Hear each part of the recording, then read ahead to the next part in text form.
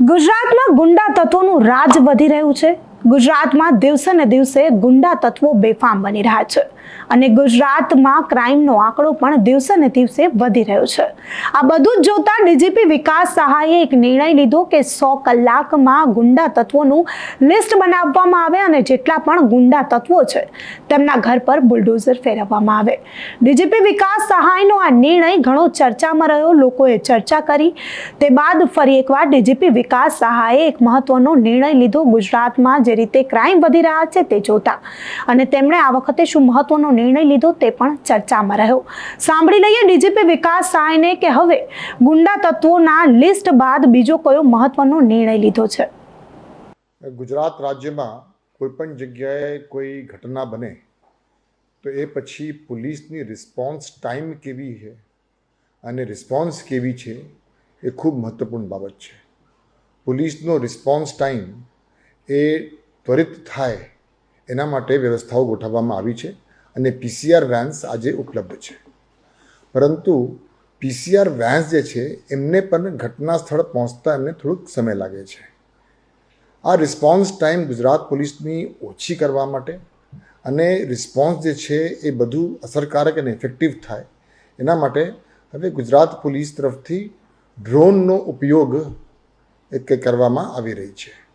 એક આપણે પ્રોજેક્ટ ચાલુ કરવામાં આપણે વિચારીએ છીએ। એ પ્રોજેક્ટનું નામ છે જીપી દ્રષ્ટિ, એટલે Gujarat police drone response and aerial surveillance tactical intervention. સ્કીમની મહત્વપૂર્ણ બાબત એ રહેશે કે કોઈ પણ વ્યક્તિ 100 નંબર ઉપર ક્યારે પણ ફોન કરે કોઈ પણ ઘટનાને ઇન્ફોર્મ કરવા માટે, એટલે 100 નંબર આજે જે પીસીઆર વેનને ઇન્ફોર્મ કરે છે એ જ રીતે એ ડ્રોન બેઝ સ્ટેશનને પણ ઇન્ફોર્મ કરશે આ ઘટના બાબતમાં। એટલે પીસીઆર વેન પણ રવાના થાય અને ડ્રોન પણ રવાના થાય। આપણે છેલ્લા 10 દિવસથી અમદાવાદ શહેર અને સુરત શહેરના અમુક વિસ્તારોમાં આ ડ્રોન કઈ રીતે ત્યાં ઘટના સ્થળે પહોંચે છે એ અંગેની પાયલટ પ્રોજેક્ટ પણ કરવામાં આવી હતી અને પાયલટ પ્રોજેક્ટ દરમિયાન આપણે જોયું હતું કે મોટા ભાગે પીસીઆર વેન્સને પહોંચતા જેટલી વાર લાગે, જેટલો સમય લાગે, એનાથી 50% જેવા સમયમાં ડ્રોન ત્યાં પહોંચી જાય છે અને અમુક કિસ્સાઓમાં તો ડ્રોન ત્યાં 2-2.5 મિનિટમાં જ પહોંચી જાય છે। એ ડ્રોન ત્યાં પહોંચ્યા પછી એમની જે ફૂટેજ છે એ ફૂટેજ ડ્રોન બેઝ સ્ટેશનમાં જે અધિકારી ઉપલબ્ધ હાજર છે એમને દેખાય છે। એટલે એ ફૂટેજ ઉપરથી પીસીઆર વેનને અથવા સ્થાનિક પોલીસ સ્ટેશનના જે એસએચઓ છે એમને પણ જાણ કરી શકે છે ખરેખર ઘટના કયા પ્રકારનું છે, કેટલા માણસો ત્યાં ભેગા થયા છે, કેટલી ગંભીર ઘટના છે, કેટલા માણસો પોલીસ માણસોને જરૂર પડશે। એ તુરત જ એ નિર્ણય પણ આ ડ્રોનના ફૂટેજ ઉપરથી પણ લેવાય, જેના કારણે એસએચઓ તરફથી અસરકારક કામગીરી સમયસર થઈ જાય એના માટે એક વ્યવસ્થા આપણે ગોઠવીએ છીએ।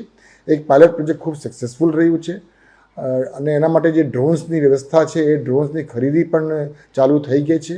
8 ડ્રોન્સ ઓલરેડી આપણને મળી ગયા છે, બીજા 18 પણ અમુક દિવસોમાં આપણને મળી જવાના છે। એટલે પ્રથમ તબક્કે અમદાવાદ શહેર, સુરત શહેર, વડોદરા શહેર અને રાજકોટ શહેર એ 4 શહેરોના 33 પોલીસ સ્ટેશને આપણે આઈડેન્ટિફાઈ કરી છે કે જ્યાં અવારનવાર ગુનાઓ બનતા હોય છે। એટલે એ 33 પોલીસ સ્ટેશનમાં આપણે આ જે વ્યવસ્થા છે એ ગોઠવવા માંગીએ છીએ અને જીપી દ્રષ્ટિના માધ્યમથી રિસ્પોન્સ ટાઈમ ઓછો થાય અને રિસ્પોન્સ વધુ અસરકારક બને એના માટેની વ્યવસ્થા આપણે ગોઠવીએ છીએ। ગુજરાત પોલીસ એકેડમી કરાઈમાં આ બાબતની એક તાલીમની આયોજન પણ કરવામાં આવી છે અને જે લોકોએ ડ્રોનનો ઉપયોગ કરવાના છે એ તાલીમબદ્ધ રહે એ ખૂબ જરૂરી છે। એટલે 6 દિવસની એ તાલીમની આયોજન પણ કરવામાં આવી છે અને એ તાલીમ પૂર્ણ થયા પછી આપણે પ્રથમ તબક્કે 8 પોલીસ સ્ટેશન અમદાવાદ શહેરમાં આ કરવા માંગીએ છીએ અને એ પછી આપણે સુરત, રાજકોટ અને વડોદરામાં પણ કરવા માંગીએ છીએ।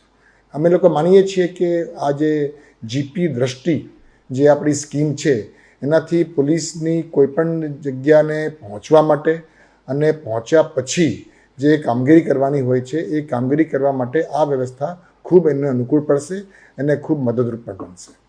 તો હવે ગુજરાત પોલીસ જ્યાં પણ ક્રાઇમ થશે ત્યાં ડ્રોનનો સહારો લેશે અને આ ઝડપથી કરવામાં આવશે, જેથી ગુનેગારોને જલ્દીમાં જલ્દી પકડી શકાય અને લોકોને ન્યાય મળી શકે. જોવાનું રહેશે કે ડીજીપી વિકાસ સહાયનો આ નિર્ણય કેટલો મહત્વ અને કારગર સાબિત થાય છે.